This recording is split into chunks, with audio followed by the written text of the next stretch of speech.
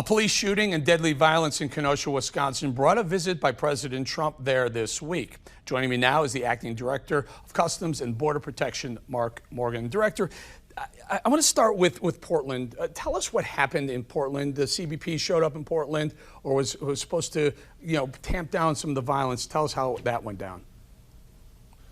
Absolutely, and that's a good question. First of all, we have to go back 90 days. There was violence already happening in Portland before DHS and CBP federal agents went there to support.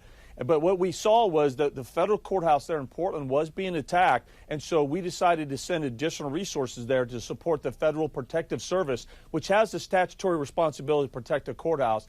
And that's what we did. And we went there, and we still saw the violence happening week after week after week, even with our additional resources there. And then what happened was, finally, the governor sent the Oregon State Police there to assist. And when that happened and we worked together, you saw the violence go down from the courthouse. But then they just shifted to other areas of Portland, and the violence has continued. We're going on almost 100 days, Eric. And I think people need to realize you didn't just send federal agents in to patrol the, kind of militia the streets. You sent them in to protect a federal building.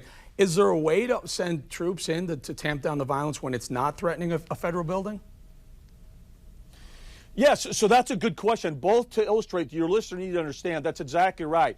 We sent, and with all due respect, I refer to call them law enforcement, civilian law enforcement personnel, not troops. We don't have troops. And we sent our law enforcement personnel to Portland to specifically and narrowly protect the federal courthouse. We weren't patrolling the streets. We were protecting the courthouse and assaults nightly against our officers and agents. But now, fast forward now, even though we have relocated our resources, away from the courthouse, the violence has continued now against police and against other areas in Portland. And so, yes, there is an opportunity, and that's what's happening right now. The Department of Justice is getting involved, and we've been asking the mayor and the governor of Oregon to send in the National Guard, which is what needs to happen here. I think a lot of people need to understand this too, and I don't know fully the different levels of law enforcement, what you're allowed to do. It's called rules of engagement. What are the ROE for CPB in a city, in a riot torn apart city that's half on fire?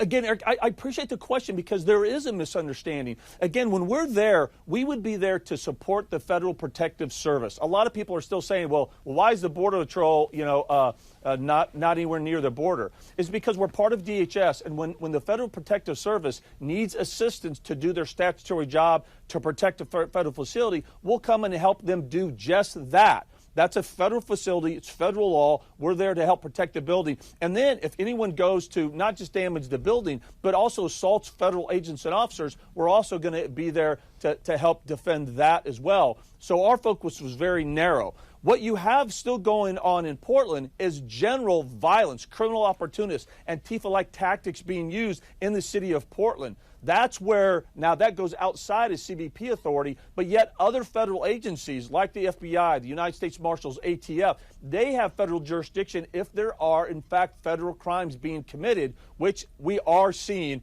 in Portland, and they are now they are involved. I'd like you to weigh in on last week's RNC, I'm sorry, when it was ending all the violence and all the agitation, the assaults going on. U.S. Senator Rand Paul being assaulted with his wife in the streets. What can you do about that? I see the city in your background. What can you do about some of that in any city generally?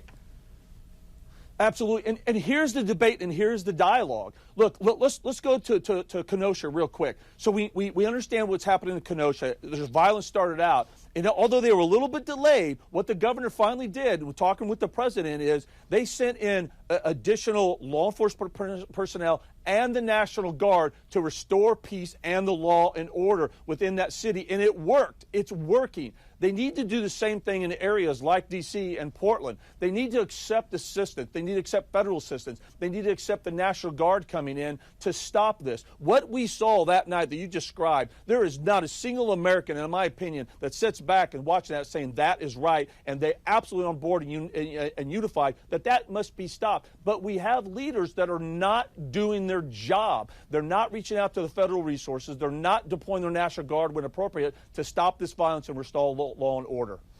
You know, we're going to leave it right there, Mark Morgan. I just wanted to, hats off. I spent some time with the CPB at the border and other places, and your law enforcement officers are the best trained. They're the best people on earth. Thank God we have them protecting our border and our cities against the violence. Mark Morgan, Acting Director of the CBP. Thank you again, Mark. You bet.